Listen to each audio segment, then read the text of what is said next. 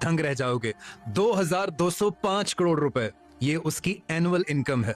अगर महीने पे इसको डिवाइड किया जाए तो 187 करोड़ रुपए वो हर महीने कमाता है, सऊदी अरब उसको देता है। और मजे की बात पता है क्या है? ये सारे का सारा पैसा सऊदी गवर्नमेंट से टैक्स फ्री है। इस पर कोई टैक्स रोनाल्डो सऊदी गवर्नमेंट को नहीं देता। और इसके बाद अरब वाले रोनाल्डो को एक प्राइवेट जेट देते हैं और उसमें वो 49.5 करोड़ रुपए तक की फ्लाइट्स वो हर साल में ले सकता है। जहां पे चाहे, जिधर चाहे वो उड़कर इसमें जा सकता है। और भाई अरब वालों ने रहने के लिए रोनाल्डो को 126 करोड़ रुपए की मेंशन यानी महल उसको दिया हुआ रहने के लिए। जब भी वो सऊदी अरब आएगा वो इस मेंशन में रहेगा। और 16 मेंबर्स, फुल फ्लेज मेंबर्स, यानी शेफ अलग, ड्राइवर्स अलग और सिक्योरिटी के बंदे उसके लिए अलग, बिल्कुल मुफ्त। और ये तो थे सिर्फ साइड पर्क्स। अब जब रोनाल्डो फुटबॉल खेलेगा और उसमें जितने भी गोल करेगा और हर एक गोल के बदले में ये अरब वाले उसको 1 करोड़ रुपया देंगे।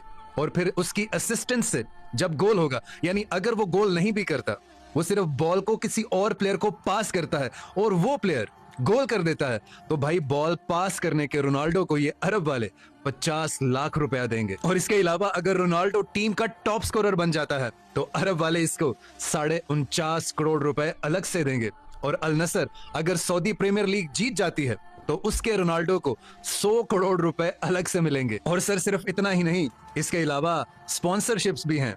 वो खेले या ना खेले उसको 747 करोड़ रुपए की स्पॉन्सरशिप अरब वालों से गारंटीड है, वो उसको मिलेंगी ही मिलेंगी, चाहे वो कुछ भी ना करे। और सर इसके अलावा इन भाई साहब का अल नसर के अंदर 15% का स्टेक भी है, यानी ये शेयर होल्डर भी है इसी फुटबॉल टीम का। और इसकी इवैल्यूएशन अगर की जाए तो ये 405 करोड़ रुपए सिर्फ इसकी इवैल्यूएशन से कमा लेता है। ये तो होगी फुटबॉल की सिर्फ एक प्लेयर की कहानी। अब आते हैं आईपीएल, क्रिकेट। यानी दुनिया में सिर्फ 2 सबसे ज्यादा स्पोर्ट्स देखे जाते हैं, एक फुटबॉल और दूसरा क्रिकेट। और क्रिकेट आईपीएल की अगर हम बात करें तो सबसे हाईएस्ट पेड जो प्लेयर है अभी तक का वो ऋषभ पंत है, जो 27 करोड़ रुपए, सिर्फ 27 करोड़ रुपए में खरीदा गया था लखनऊ सुपर जायंट्स की तरफ से। और दूसरी तरफ हम फुटबॉल की जो प्रीमियर लीग के प्लेयर्स हैं, अगर उनकी एवरेज सैलरी का हम अंदाजा लगाएं तो उसके एवरेज प्लेयर की एक सैलरी 49.5 करोड़ रुपए है। सवाल यहां पर यह पैदा होता है कि क्रिकेट और फुटबॉल दोनों सेम लेवल पर देखे जाते हैं, उतनी ही व्यूवरशिप है, तो इतना ज्यादा पैसों में डिफरेंस क्यों है? तो भाई क्रिकेट की जो सबसे वैल्यूड, सबसे हाईली वैल्यूड टीम है वो आरसीबी है, जो कि आईपीएल की एक टीम है। उसकी इवैल्यूएशन अब तक के टाइम के मुताबिक 1.78 बिलियन डॉलर्स है। ये सबसे ज्यादा इवैल्यूएटेड टीम है। और दूसरी तरफ फुटबॉल में रियल मैड्रिड, जो कि सबसे ज्यादा इवैल्यूएशन है उस टीम की, और उसकी इवैल्यूएशन 6.8 बिलियन डॉलर्स है, मतलब 6 टाइम्स ज्यादा।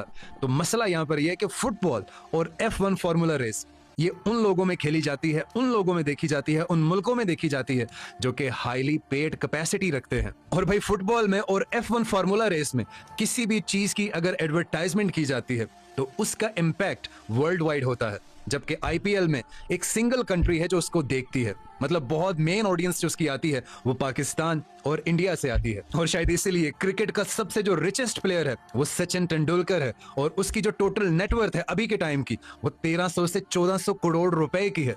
जबकि फुटबॉल का सबसे रिचेस्ट प्लेयर क्रिस्टियानो रोनाल्डो है, और उसकी नेटवर्थ आज के टाइम में 1.4 बिलियन डॉलर से भी ज्यादा है, जो कि 13,000 या 14,000 करोड़ रुपए बनते हैं, जो कि सचिन तेंदुलकर से 10 टाइम्स ज्यादा है। सो अब आप कमेंट्स में बताओ कि आप ज्यादा फुटबॉल देखते हो या फिर आईपीएल या क्रिकेट वगैरह देखते हो, और किस मुल्क से देखते हो।